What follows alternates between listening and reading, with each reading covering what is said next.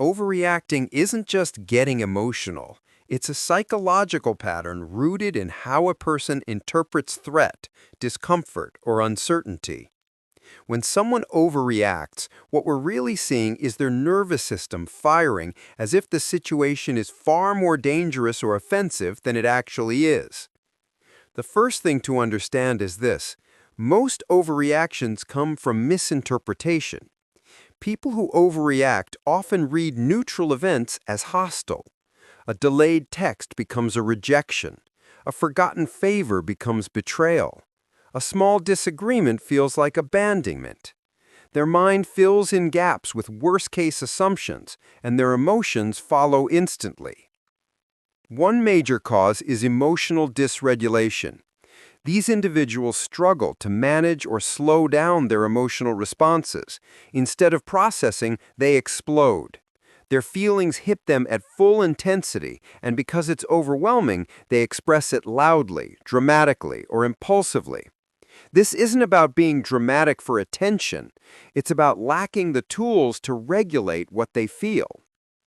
Another key factor is low distress tolerance. People who overreact often have a hard time sitting with discomfort, whether that discomfort is embarrassment, fear, uncertainty, guilt, or insecurity.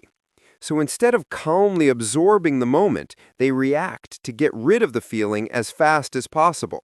The reaction becomes a release valve. Many overreactors also carry unresolved emotional wounds.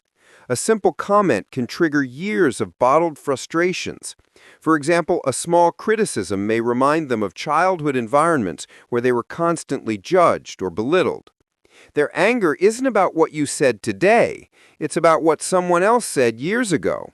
Their nervous system can't tell the difference, so it fires the same old alarm. Insecurity plays a huge role too.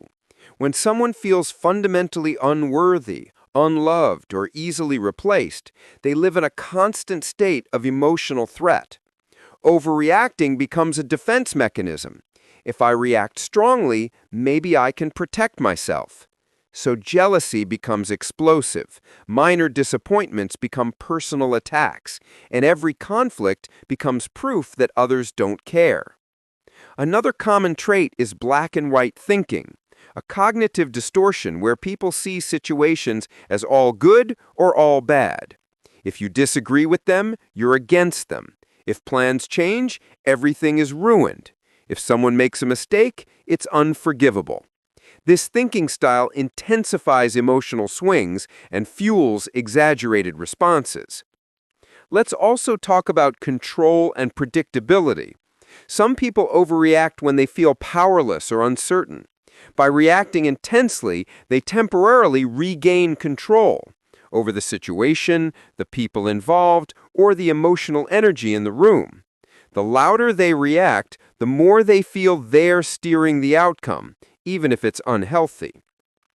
Then there's hypervigilance, a heightened sensitivity to threat, often developed from trauma or unstable environment. People who grew up in chaos become extremely alert to changes in tone, wording, or body language. They react quickly, often defensively, because their mind assumes danger before it confirms it. On the biological side, chronic stress or anxiety can keep the body in fight or flight mode. That means the smallest trigger can spark big emotional responses. Their brain is primed to react first and think later. It's also important to acknowledge learned behavior. Some people grew up around overreaction. In their home, yelling, crying, or slamming doors was normal communication. They never learned calmness because calmness was never modeled. When you combine these factors, emotional dysregulation, insecurity, past wounds, cognitive distortions, and learned patterns, you get someone who reacts big to situations that don't require it. The reaction isn't random, it's patterned, predictable, and in many cases, deeply rooted. But here's the key insight: overreacting is treatable. Through emotional regulation skills, cognitive reframing, mindfulness, and therapy, people can learn to understand their triggers, slow down their responses, and build healthier communication habits. If you deal with someone who overreacts, remember this: their reaction is not about you. It's about their internal landscape. Responding with calm boundaries, not matching their intensity, and refusing to personalize their behavior can prevent escalation. And for those who recognize themselves in these patterns, awareness is the first step to change. Overreacting doesn't mean you're broken. It means your emotional system is trying to protect you, just in an exaggerated way. With the right tools, that system can learn to respond, not explode.